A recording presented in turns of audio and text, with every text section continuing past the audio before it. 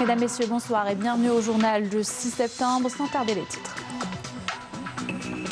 6 000 rencontres avec des représentants de la société civile, des associations et 23 partis politiques. L'instance de dialogue et de médiation réaffirme la nécessité d'aller vers des élections présidentielles dans les plus brefs délais. Retour sur l'activité de cette semaine du panel dans quelques instants. Modernisation de l'administration à Bourj Badji Mourtal, plus de transparence dans l'attribution des postes d'emploi à Janet et l'inauguration de 2 lycées à Ain Salah et à Ain Gizem par le ministre de l'Éducation nationale. Le dossier développement local dans quelques instants. Reportage dans cette édition sur la production de pommes à Khanchla. Plus d'1 million de quintaux enregistrés et une amélioration dans la qualité grâce au recours aux techniques modernes.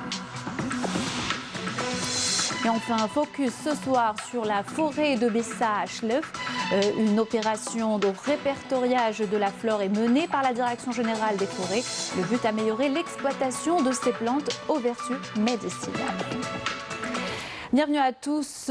Tout d'abord, le document final de l'instance de dialogue et de médiation sur le point d'être finalisé. Selon le coordinateur du panel, Karim Younes, moins de 23 partis politiques ont été concertés par l'instance et près de 6 000 rencontres avec des représentants de la société civile et des associations ont été menées et seront menées jusqu'à la fin de ces consultations. Le but, s'accorder sur un moyen de sortie de crise.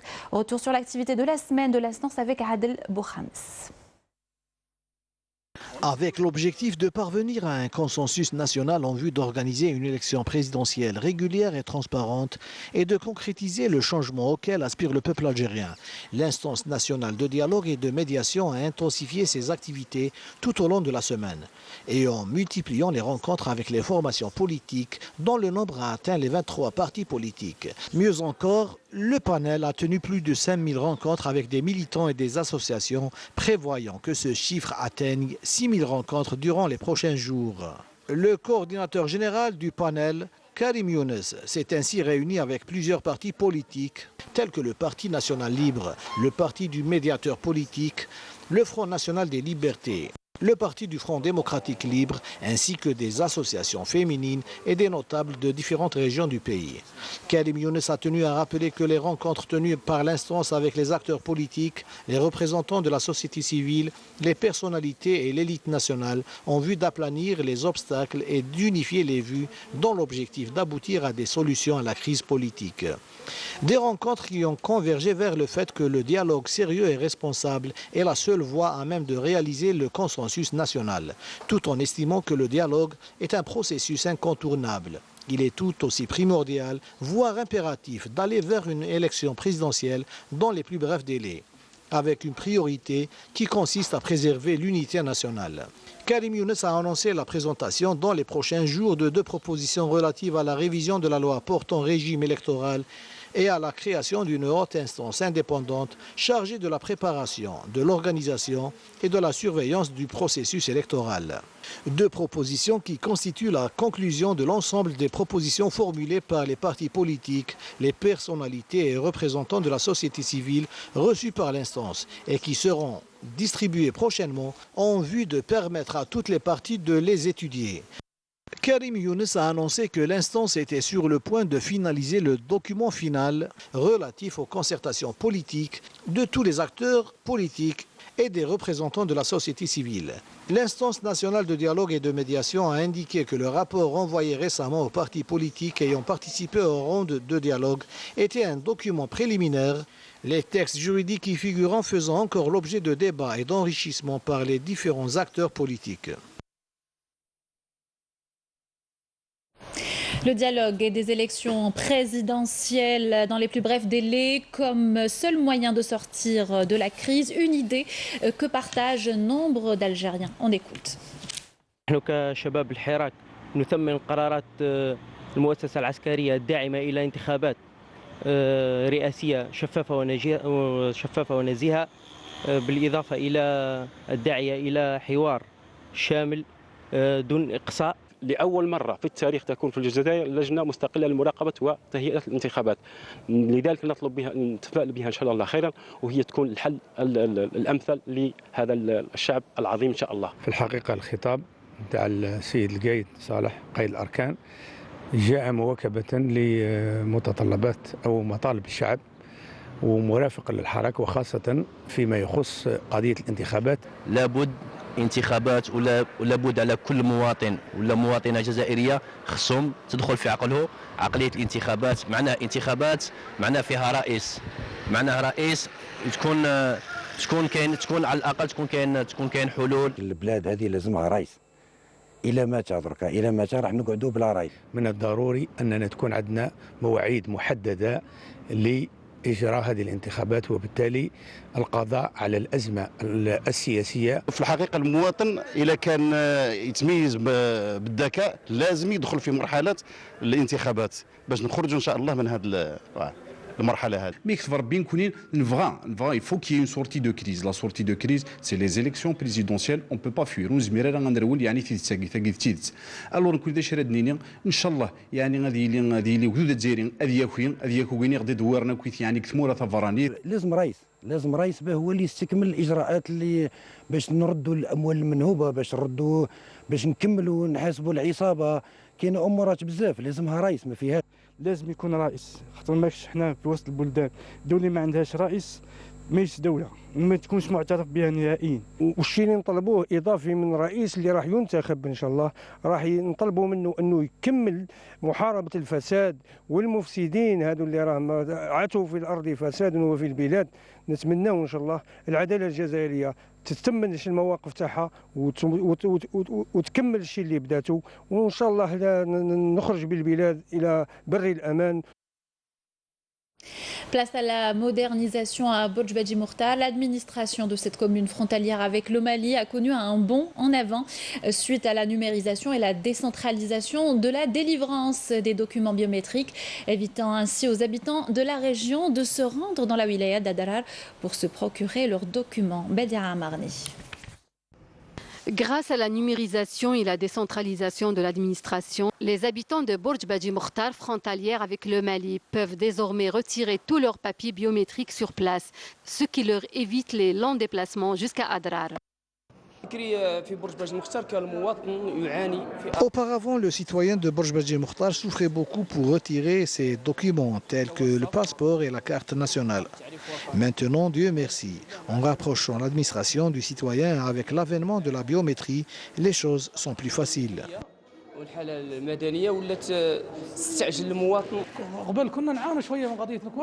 Nous avions beaucoup de difficultés par le passé pour établir nos papiers. Les choses se sont améliorées.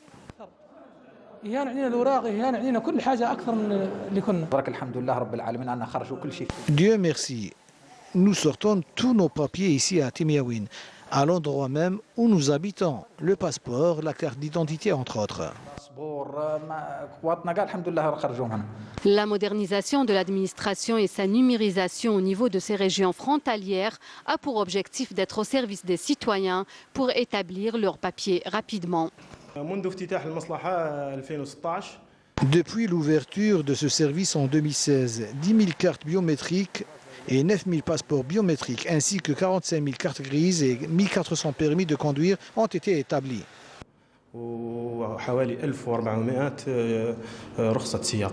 Cette opération s'inscrit dans le cadre du développement local et de l'amélioration du service public. On reste dans le sud du pays. Les commissions du ministère du Travail se sont rendues à Djanet. Sur place, les citoyens pointent du doigt le manque de transparence des responsables de la wilaya, notamment en ce qui concerne l'attribution des postes d'emploi, une situation à laquelle les membres de la commission ont promis de remédier. Samia Bouharour. À Djanet, les citoyens, notamment les jeunes, se plaignent du manque flagrant de postes d'emploi ainsi que le taux élevé de chômage. Je suis chômeur depuis 8 ans. Il n'y a rien depuis 4 ans. Je viens toujours à l'agence, la réponse est négative. Le problème se situe au niveau de notre wilaya. Il y a trop d'injustice dans l'attribution des postes d'emploi. ما يشوفوهاش الزوالية. 20% seulement est le taux d'offre d'emploi émanant de la wilaya d'Ilizi, sachant que pour cette année, cette circonscription a bénéficié de 267 postes de travail attribués à 104 jeunes. La commission relevant du ministère du Travail, de l'Emploi et de la Sécurité sociale a tenu une rencontre avec les jeunes pour écouter leurs préoccupations et trouver des solutions à ce problème. On doit instaurer la transparence. Le travail de l'intermédiaire consiste seulement à orienter le demandeur d'emploi. Je m'adhère à votre demande à ce que les offres d'emploi et les orientations s'effectuent d'une manière claire au niveau de l'agence.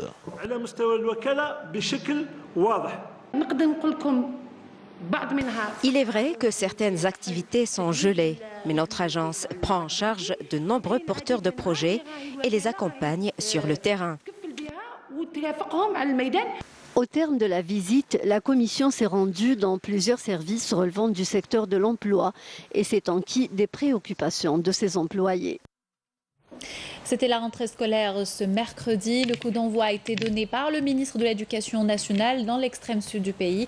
Abdelhakim Belabed a procédé à une tournée d'inspection dans la région. Jeudi, il a inauguré 2 lycées à Ain Salah et à Ain Ghazem. Aux lycéens de cette dernière, il a promis un centre d'examen à Melbourne.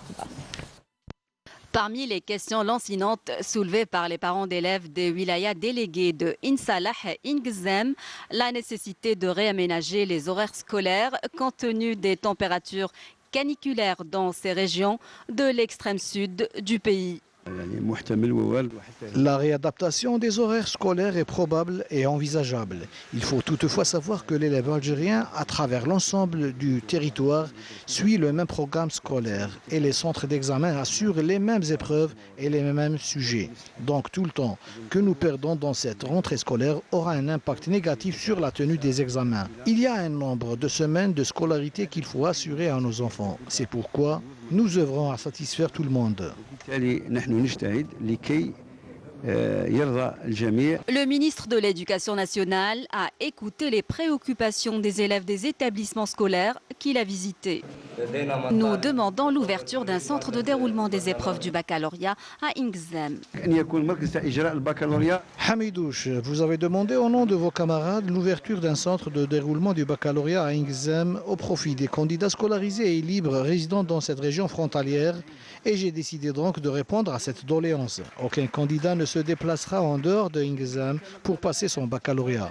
Je vous demande aussi à ce que le taux de réussite dépasse les 60%, comme ce fut le cas à Tinzawatin. Autre événement marquant de cette visite, l'inauguration du premier lycée à Ain Ghazem et d'un autre à Ain Salah. Abdelhakim Belabed a par ailleurs déposé la pierre angulaire du projet de réalisation de 20 logements au profit du secteur de l'éducation à Ain Ghazem.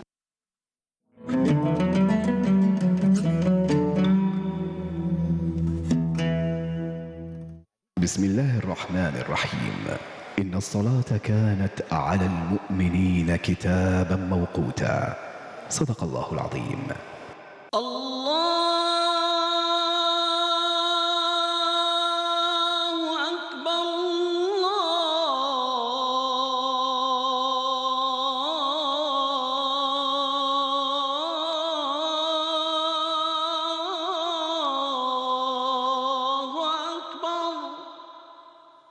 أشهد أن لا إله إلا الله أشهد أن لا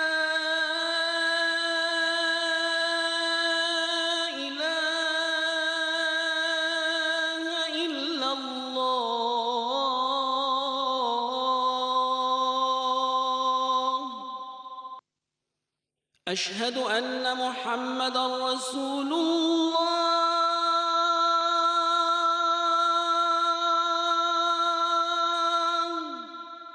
أشهد أن محمدًا رسول الله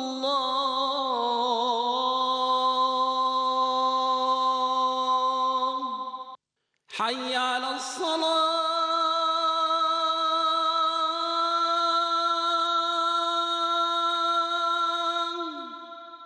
حي على الصلاة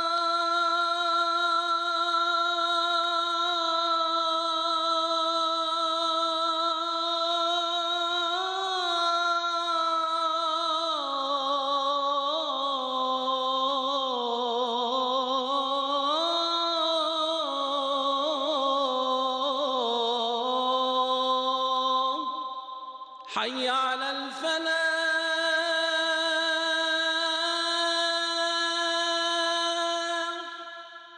حي على الفلاح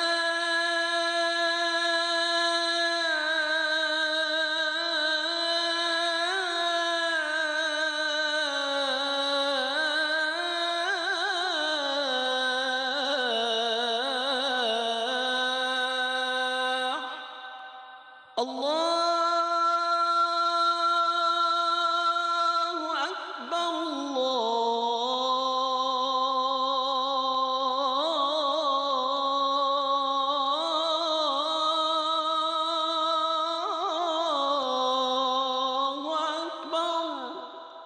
لا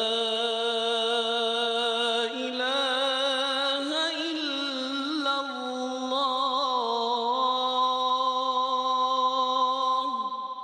اللهم رب هذه الدعوة التامة والصلاة القائمة آت محمدا الوسيلة والفضيلة والدرجة الرفيعة وابعثه اللهم مقاما محمودا الذي وعدته.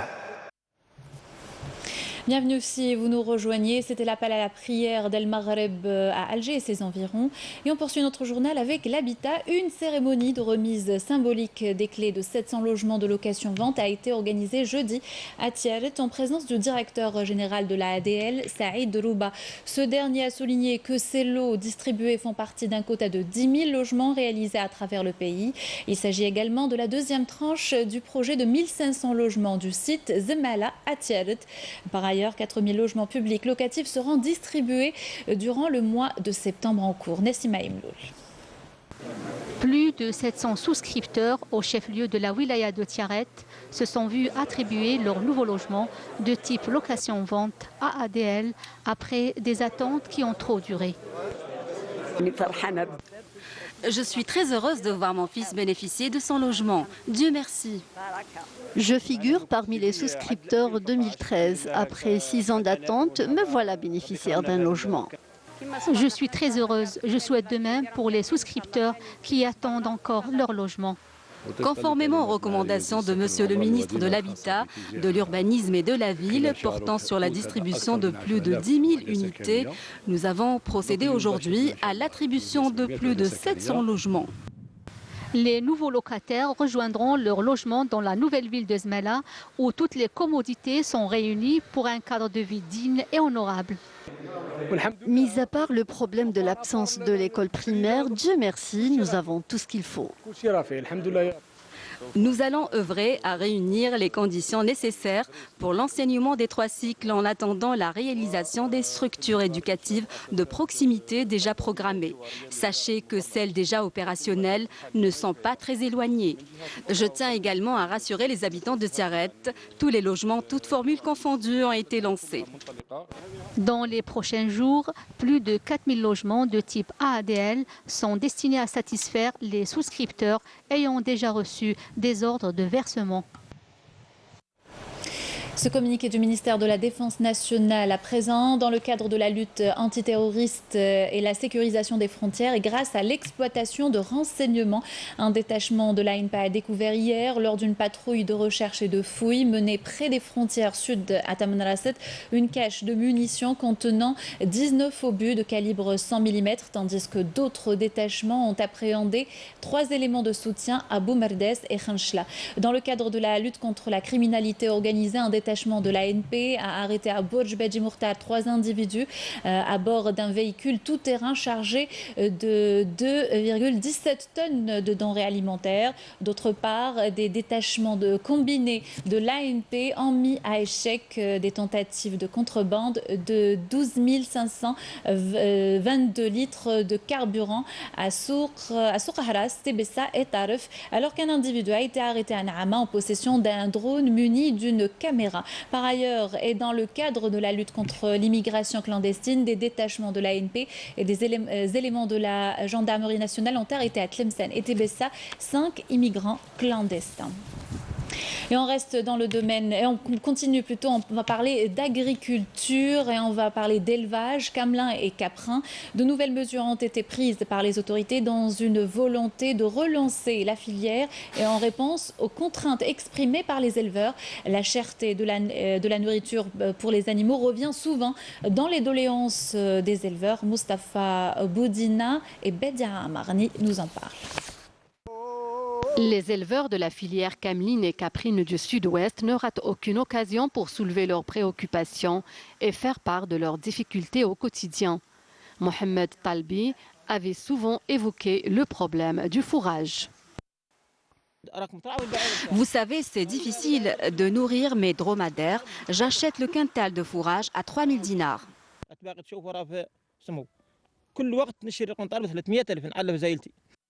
Les mesures prises par le gouvernement pour développer et promouvoir la filière cameline et caprine arrivent au bon moment et sont favorablement accueillies par les éleveurs.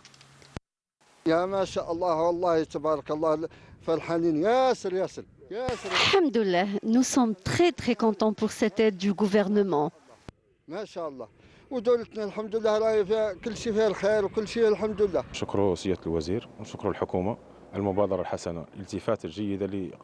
Nous remercions Monsieur le ministre et le gouvernement pour cette bonne initiative concernant la filière cameline. Ces nouvelles mesures permettent de la soutenir davantage pour de meilleurs rendements à l'avenir.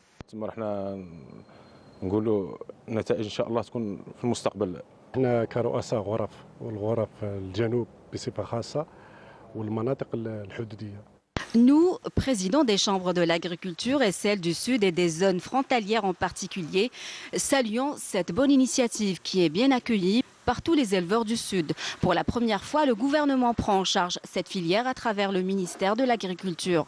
Auparavant, cette filière a été délaissée et les éleveurs ont beaucoup souffert.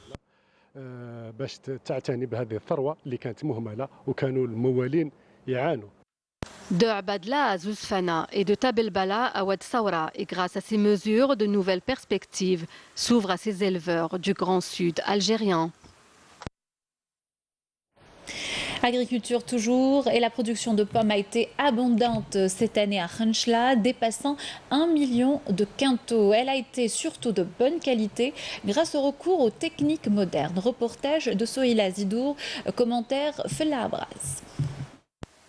5000 hectares est la superficie réservée pour la culture de la pomme à Khenchla. Ici, la pomme détient une place très importante. Nombreux investisseurs s'y intéressent.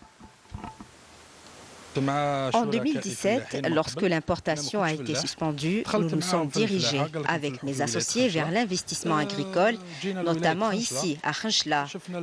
Nous nous sommes rapprochés des gens qui ont des concessions agricoles et nous avons investi dans la production des fruits. Nous avons 70 000 poiriers, 15 000 pêchers et des pommiers. Les pêches, on a 15 000.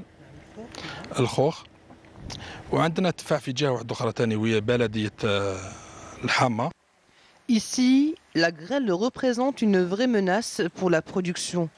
Des solutions ont été trouvées pour atténuer la perte des récoltes avec l'utilisation de ces filets.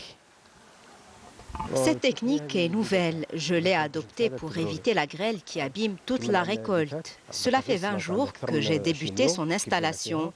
L'année dernière, en 15 minutes, la grêle avait balayé toute la récolte qu'on s'apprêtait à enlever. Un vrai désastre. Une perte de 800 millions de centimes. Des mesures nouvelles afin de préserver les récoltes contre toute catastrophe naturelle, ce qui permet aux investisseurs de déployer leurs efforts à Khenchla, avec une production de fruits dépassant 1 400 000 quintaux annuellement. Tout de suite, l'actualité internationale avec Mounana Ouelhamoudi. L'ancien président zimbabwéen Robert Mugabe, qui a dirigé le pays de 1980 à 2017, est décédé aujourd'hui à l'âge de 95 ans. Mugabe avait pris les rênes de l'ex-Rhodésie, devenue indépendante en 1980. Lâché par son parti, il a été contraint à la démission en 2017. Un Palestinien a été tué aujourd'hui par des tirs israéliens lors de heurts à la frontière entre la bande de Gaza et Israël.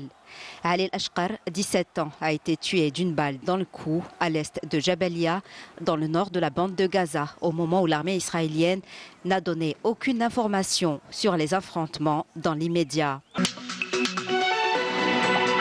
Le représentant spécial des Nations Unies à Tripoli, Hassan Salamé, a lancé un appel aux différentes parties en Libye pour une entente en vue de mettre fin à la crise en Libye et d'éviter une prolongation indéfinie du conflit.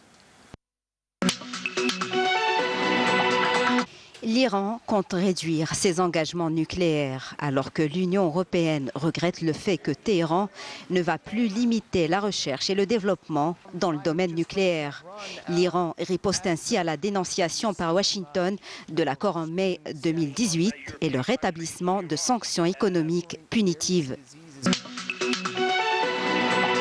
La Chambre des Lords britannique a adopté définitivement le texte de loi visant à bloquer une sortie du Royaume-Uni de l'Union européenne sans accord, infligeant une nouvelle défaite au Premier ministre Boris Johnson.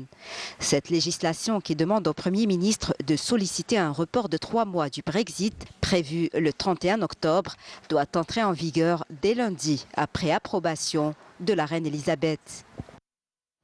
Direction Chlef, une forêt au potentiel d'une pharmacie à ciel ouvert. La forêt de Bissa regorge de plantes médicinales, de nombreuses variétés aux grandes vertus méconnaissables du grand public. Mais plus pour longtemps, la Direction générale des forêts mobilise ses agents pour répertorier toutes ces plantes.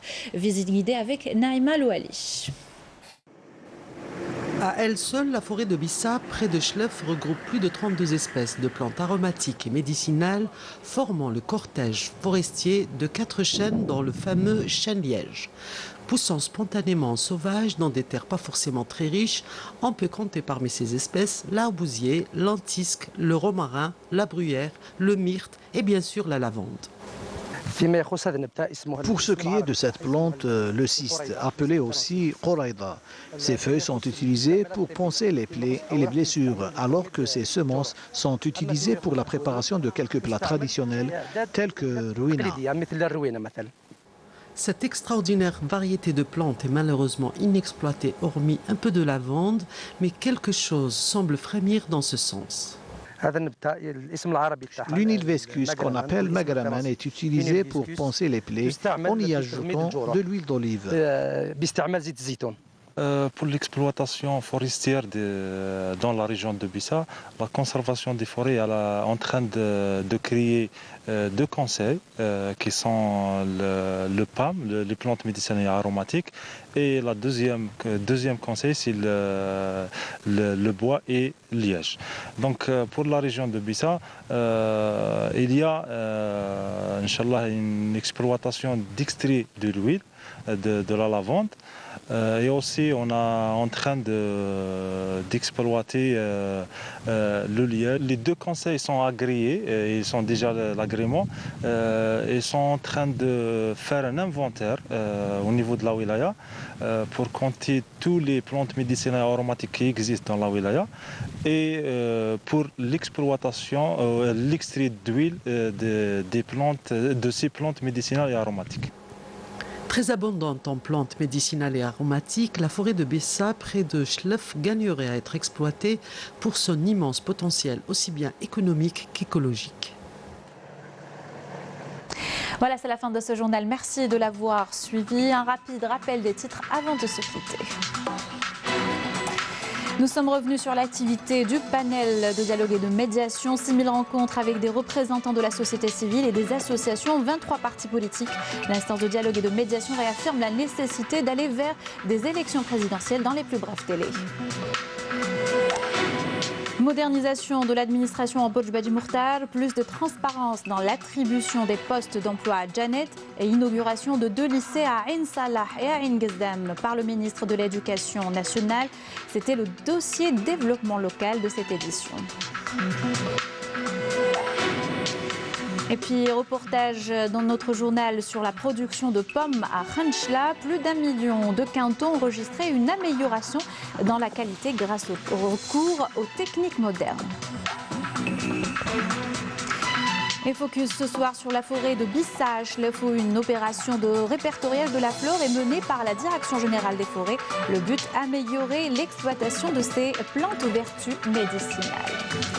Voilà, merci de nous avoir suivis. Vous pourrez suivre les replays de toutes les éditions, tous les journaux, comme vous pouvez le voir en bas de votre chaîne.